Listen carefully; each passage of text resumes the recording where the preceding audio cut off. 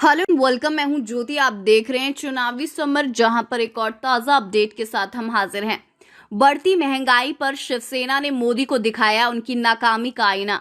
महंगाई के मुद्दे पर शिवसेना ने मोदी सरकार को दिखाया उनकी नाकामी का आईना। जैसे कि हम जानते हैं कि देश में पेट्रोल, डीजल और गैस की कीमतों में बेतहाशा वृद्धि हुई है, जिसकी वजह से जनता के अंदर हताशा आ गई है और जनता को ये समझ में नहीं आ रहा कि आखिर वे कोरोना की मार के बाद इस महंगाई में किस तरह से जीवन यापन करेंगे। इन्हीं कारणों की वजह से शिवसेना ने मोदी सरकार को महंगाई पर घेरा है। आपको बता दें कि शिवसेना ने अपने मुखपत्र सामना में ईंधन गैस दर वृद्धि शब्दों की जुमलेबाजी नाम के संपादकीय में ये लिखा है कि केंद्र की सरकार कहती कुछ है और करती कुछ है। पार्टी ने ये भी कहा कि लॉकडाउन की वजह से पहले ही सामान्य जनता की कमर टूट गई है और कई लोगों की नौकरी छीन गई है। ऐसे में सरकार लोगों की जेब से पैसे क्यों छीन रही है।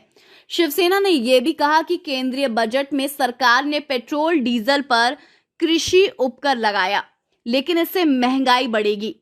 पार्टी ने यह भी कहा कि केंद्र सरकार की ओर से स्पष्ट किया गया था कि पेट्रोल डीजल की कीमतें नहीं बढ़ेंगी, लेकिन ये वचन हवा में घुला मिला भी नहीं था कि पेट्रोल डीजल ही नहीं बल्कि रसोई गैस सिलेंडर के दाम भी बढ़ गए और हमेशा की तरह ये भी शब्दों का बुलबुला ही सिद्ध हुआ।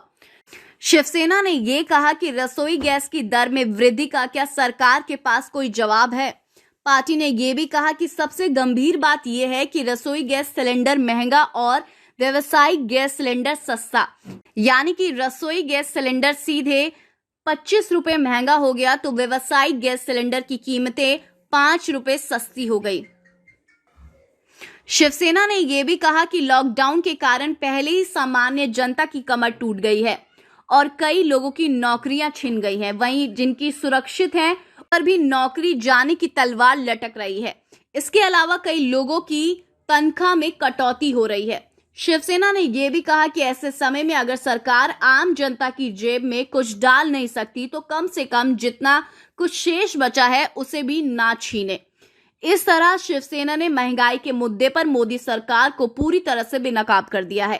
पार्टी ने साफ साफ कहा है कि बजट में सरकार के द्वारा की गई जुमलेबाजी से जनता को सिर्फ निराशा मिली है, इसलिए सरकार को कम से कम अब जनता को धोखा देना बंद करना चाहिए और अगर सरकार जनता को कुछ दे नहीं सकती तो कम से कम उनके पास जो है उसे छीनना नहीं चाहिए। सीधे शब्दों में कहें तो शिवसेना ने बढ़ती महंगाई पर मोदी को उनकी नाकामी का आईना दिखाया है।